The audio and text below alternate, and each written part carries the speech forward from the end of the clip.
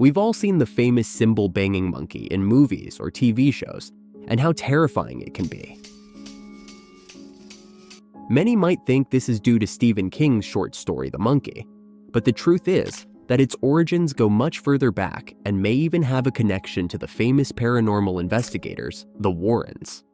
If you want to uncover the eerie history behind this unsettling children's toy and learn about the failed adaptations of the original story, stick around until the end. The origins of Jolly Chimp. The original toy dates back to 1954 when a Japanese company, Alps, released the musical Jolly Chimp, which was sold for over 20 years. In 1972, the Japanese company DAISHIN, associated with the Kuramochi Company in America, took over the distribution of the toy. Marketed to children, the toy didn't achieve great commercial success over time. It was primarily constructed from metal and recycled aluminum cans, featuring a switch to activate the cymbals and a button to make its mouth open and eyes bulge. However, an even older version from 1932 was made by the American company Louis Marks and Company, though it lacked the now famous mechanism that later made it iconic. What inspired this toy? During the 1930s, a wave of European immigrants, primarily Italians, arrived in New York City, bringing with them street performers who used capuchin monkeys with cymbals or other small instruments to entertain crowds at fairs, plazas, and street corners. These performances were often accompanied by a barrel organ, a French musical instrument with a pneumatic mechanism that was portable thanks to built-in wheels. Variants from Germany and the Netherlands were much larger, but the concept remained the same.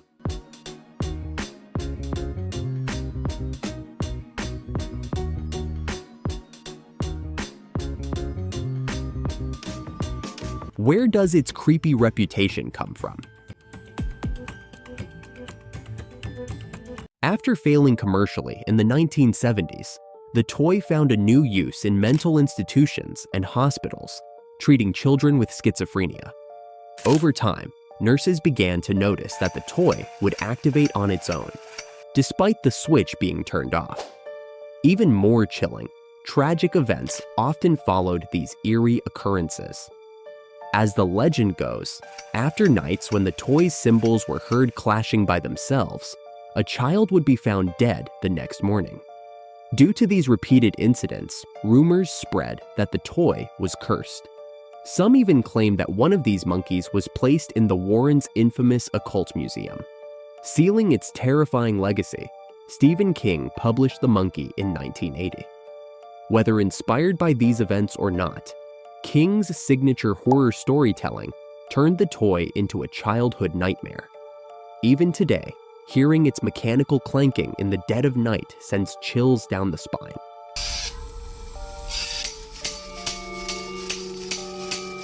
A cult toy. By 1970, the toy was no longer being manufactured. However, when the collector's market surged, enthusiasts began hunting down surviving pieces in good working condition. Some have even paid up to $20,000 for a well-preserved unit with its original box. Despite numerous imitations and modern additions, the original version featuring red and white striped pants and a yellow jacket remains the most sought after.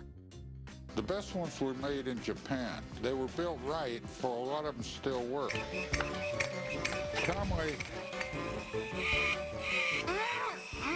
Oh my God, I got a damn migraine. Every adaptation and cameo of the Jolly Chimp. First, let's quickly review what the original story is about. The Monkey follows Hal Shelburne, a man haunted by a wind-up monkey toy that seems to bring death and misfortune.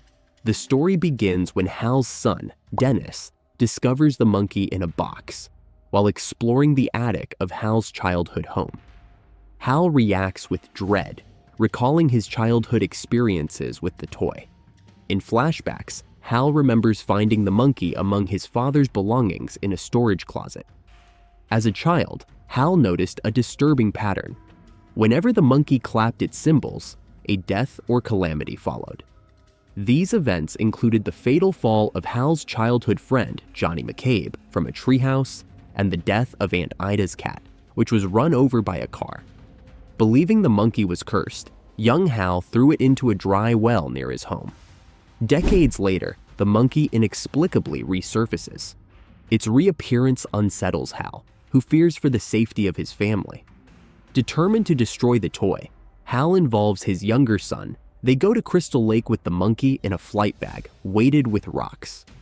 Hal rows to the deepest part of Crystal Lake, where he throws the bag into the water.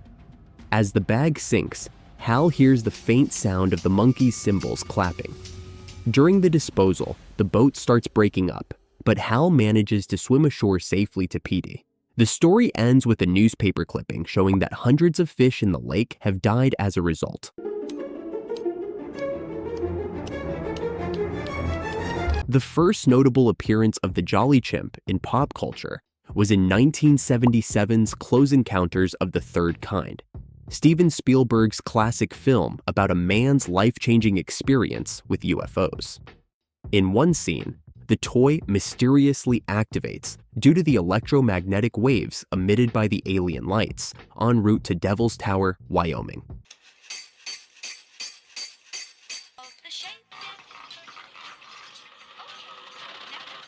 In the 1980 film The Attic, a lonely librarian spends her life caring for her domineering, wheelchair-bound father after being left at the altar. Trapped in a cycle of resentment, she fantasizes about the deaths of the men who have wronged her. Her only source of joy is her pet monkey, until it mysteriously disappears, leading to the shocking revelation of a long-buried secret. What is the unthinkable terror waiting in the attic?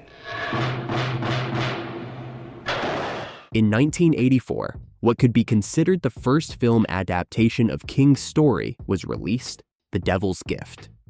This low-budget film, despite being heavily based on the monkey, lacked the rights to King's work and failed to make an impact.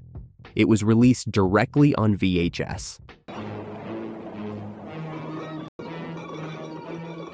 In 1996, the same story resurfaced in Merlin's Shop of Mystical Wonders, a bizarre children's movie split into two segments, one about a spellbook and the other a direct retelling of The Devil's Gift, with the odd addition of Merlin opening a mystical shop in New York City. In 1988, the same cymbal-clapping monkey toy appeared in the promotional video for Monkey Shines, despite the film's plot revolving around a real monkey trying to get rid of its owner. Man tried to keep the monkey from his brain, but every move he made became the monkey's gain. The monkey ruled the man. It climbed inside his head. And now, as fate would have it, one of them is dead. Monkey Shines, an experiment in fear. In 1998, The X-Files released an episode titled Chinga, Season 5, Episode 10, written and co-directed by Stephen King himself. While the plot revolves around a doll with psychic powers, the similarities to the monkey are undeniable.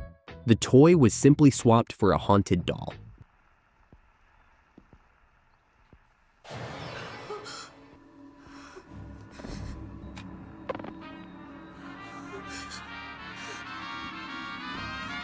In 1999, Mystery Science Theater 3000, the cult comedy show on the Comedy Channel, aired an episode mocking Merlin's Shop of Mystical Wonders, turning the absurdity of its story into comedic gold. Excuse my juicy belches. Can't believe they had Sam Neill playing me. Should have been Skeet Ulrich. Ooh, that guy is ripe. In 2000, How the Grinch Stole Christmas, starring Jim Carrey, featured a giant Jolly Chimp, though it was wound up manually rather than using the usual mechanical activation.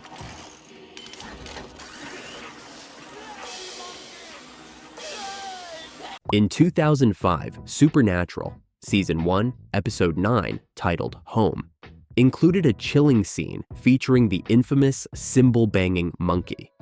The episode follows one of the protagonists as he has nightmares about a family being tormented by a supernatural entity in his childhood home. With the help of a psychic, they manage to free the house, not before the Jolly Chimp makes an unsettling appearance.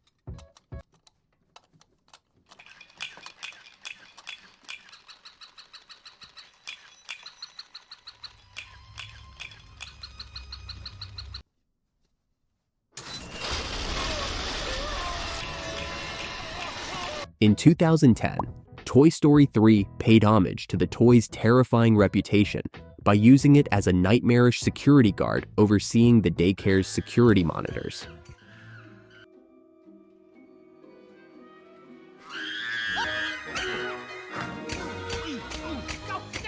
In 2019's Annabelle Comes Home, the Warrens' Haunted Museum is shown to contain a Jolly Chimp, further fueling speculation that the real-life legends surrounding the toy might be true.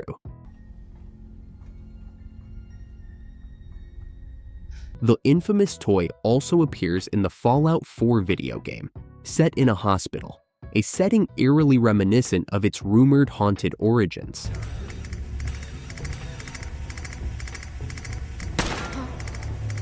Additionally, in Call of Duty, the toy is featured alongside an explosive device in various missions, making it an even deadlier object.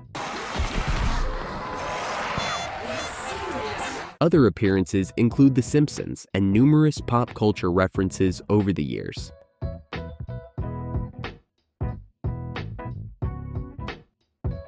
The best adaptation yet. In the coming days, we will see a new and possibly the best adaptation of The Monkey yet. This version aims to stay truer to Stephen King's original story and is directed by Osgood Perkins, the mastermind behind the 2024 horror hit Longlegs and the unsettling Gretel and Hansel 2020. Interestingly, Perkins also had a minor role in Star Trek 2009. Adding to the hype, one of the producers is none other than James Wan, an undisputed expert in the horror genre. Early reviews from those who attended the premiere give it a 90% approval rating on Rotten Tomatoes, raising expectations even higher. One change we can notice compared to the original Jolly Chimp is that it switches instruments, going from cymbals to a small drum. The cymbal-banging monkey has become an undeniable horror icon, appearing in countless movies and TV shows. Have you spotted a Jolly Chimp in any other films or series? Let me know in the comments. See you in the next video.